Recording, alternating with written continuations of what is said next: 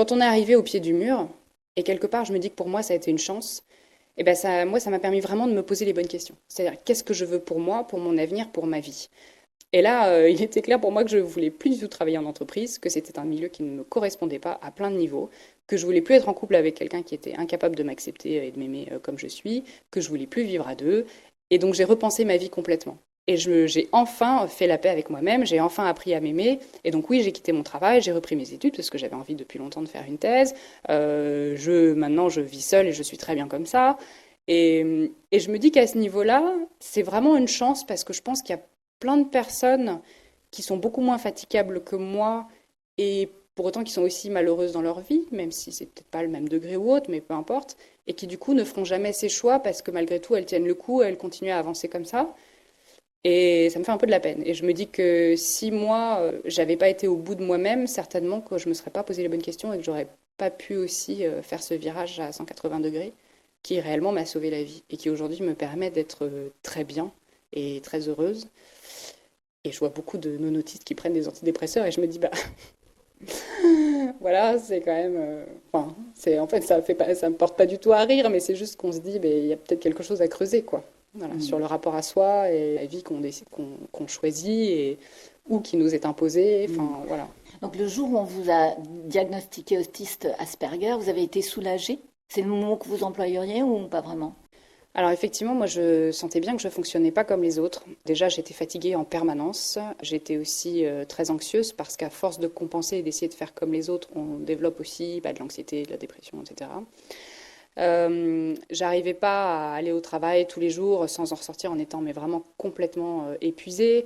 J'arrivais pas à socialiser correctement avec les personnes. J'avais beaucoup de mal à me faire des amis. Vivre à deux pour moi c'était un cauchemar. J'étais très très très sensible au bruit.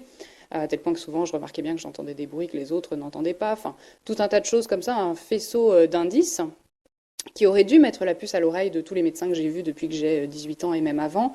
Mais ça n'a pas été le cas parce qu'en France l'autisme est très très peu connu.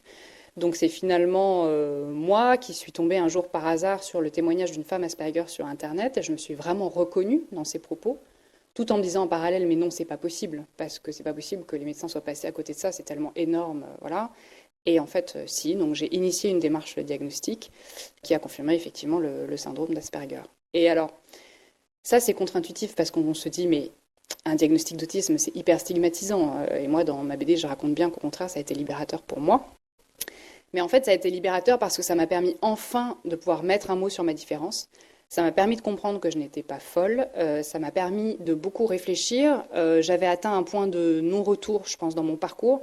Parce qu'à 27 ans, soit j'obtenais une réponse à mes questions, soit je mettais fin à mes jours, clairement. Et c'est vrai que le suicide, c'est une question très très importante dans la communauté autiste. C'est une question vraiment cruciale sur laquelle il est temps que les pouvoirs publics agissent aussi, parce qu'il y a énormément de personnes autistes qui se suicident. Donc là, voilà, j'étais arrivée vraiment à un point de non-retour. J'avais été au bout de moi-même. J'avais fait tous les efforts possibles et imaginables pour essayer de m'intégrer. Et j'étais vraiment arrivée à un stade où je n'en pouvais plus. Et plutôt que de m'évertuer à vouloir m'adapter à une vie qui ne me correspondait pas, de faire l'inverse, c'est-à-dire d'adapter mon environnement à mes particularités. Voilà. Depuis que vous avez quitté l'entreprise dans laquelle vous travaillez, parce que vous étiez malheureuse là-bas, est-ce que vous avez essayé de chercher à nouveau du travail et d'expliquer par exemple à un patron comment il faudrait que ça soit pour que vous puissiez aller avec d'autres personnes exercer un métier? Alors, je suis en plein dedans, donc c'est vraiment d'actualité.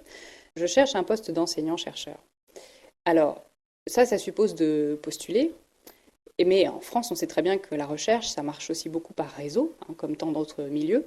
Donc il faut savoir réseauter, il faut savoir se nouer des contacts avec des universités ou voilà, auprès du CNRS ou autre. Par exemple, il faut qu'il y ait un labo qui accepte d'abord de soutenir la candidature pour pouvoir candidater au CNRS. Donc ça, c'est très compliqué parce qu'il faut contacter les labos, savoir vendre ses compétences. Et ça, typiquement, c'est tout ce que je ne sais pas faire. Donc des compétences, j'en ai. Il y a plein de choses que je sais faire. C'est un métier qui me passionne. Mais aujourd'hui, je suis un peu bloquée parce que j'ai beaucoup de mal à réseauter. J'ai beaucoup de mal à aller faire des communications dans des colloques. J'ai beaucoup de mal à prendre contact avec des chercheurs. Donc ça me porte préjudice et du Mais ça, coup, on va vous répondre qu'il y a plein de gens dans votre cas qui ne sont pas du tout autistes Asperger. peut-être qu'ils le sont. Oui, il y a plein de gens dans mon cas, mais justement, ça doit nous poser question aussi sur le fonctionnement du monde du travail, parce qu'on dit toujours, bah oui, mais il y a le savoir-faire, mais il y a aussi le savoir-être. Eh ben oui, d'accord, mais est-ce bien logique?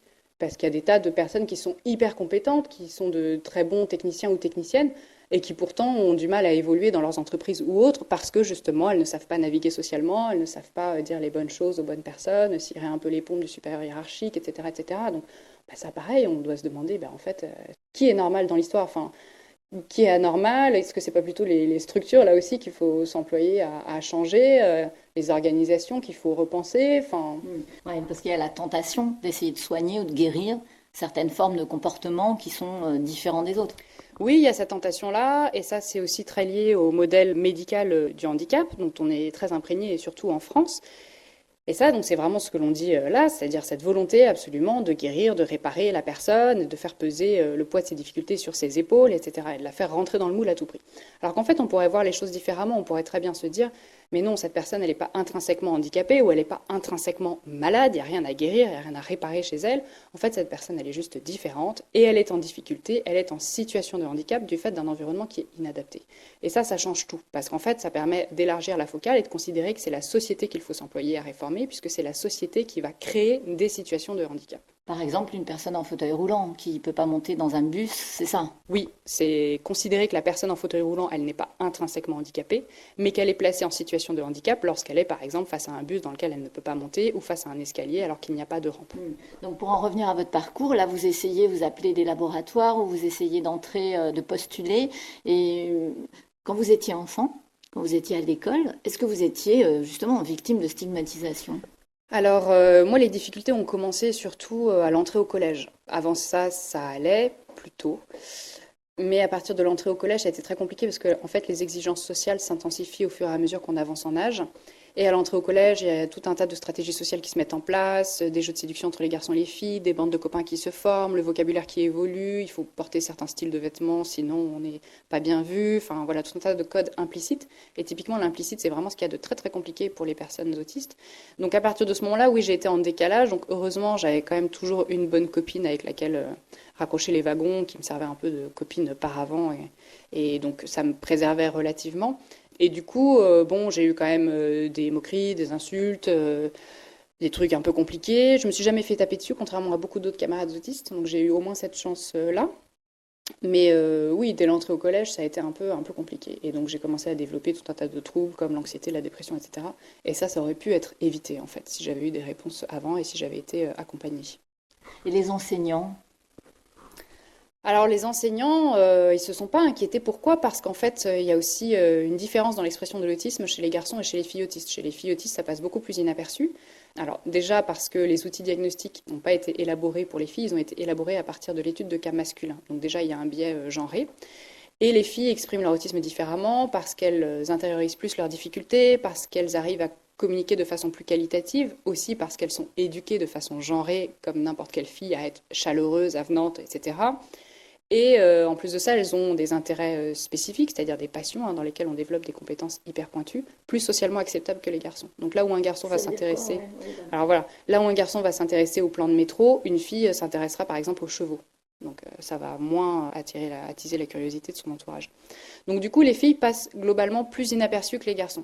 Donc moi, on disait de moi, en plus de ça, j'avais des bons résultats à l'école. Donc quand on a des bons résultats à l'école, ça n'inquiète personne. Donc on disait de moi que j'étais une petite fille spéciale, intelligente, timide, renfermée. Voilà, mais c'était pas, ça n'allait pas plus loin que ça, quoi. Donc vous avez eu de la chance quand même quand vous étiez en tout cas scolarisé, il n'y a pas eu de drame comme ça peut arriver parfois.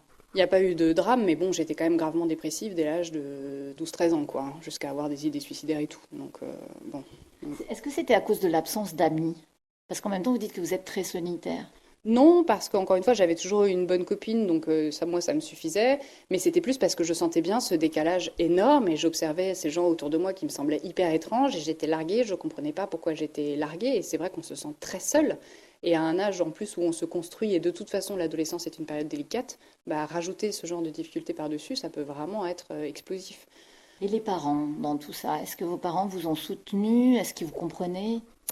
Alors, je sais que ma maman m'a toujours emmenée à droite à gauche chez des spécialistes, alors pas chez le psy, mais parce que j'ai développé tout un tas de problèmes annexes, des problèmes de digestion et autres à cause du stress et tout ça. Donc elle m'emmenait voir des spécialistes qui disaient mais non, mais c'est simplement une jeune femme très anxieuse et sans se rendre compte qu'en fait c'était l'arbre qui cachait la forêt. Donc elle faisait tout ce qu'elle pouvait, ne connaissant pas en plus l'autisme, le syndrome d'Asperger, elle n'en avait jamais entendu parler. Et puis bah, quand moi j'en pouvais plus à l'école et que j'allais à l'infirmerie, bah, elle jouait le jeu. Et pendant toutes mes années collège, lycée, elle a joué le jeu, elle venait me chercher, elle me ramenait à la maison, puis je restais tranquille pendant quelques jours, et puis après j'y retournais. Donc elle a fait ce qu'elle a pu pour me soutenir, mais voilà, Sans savoir, en fait. sans savoir. Et là pareil, si elle avait eu accès à l'information, les choses auraient été très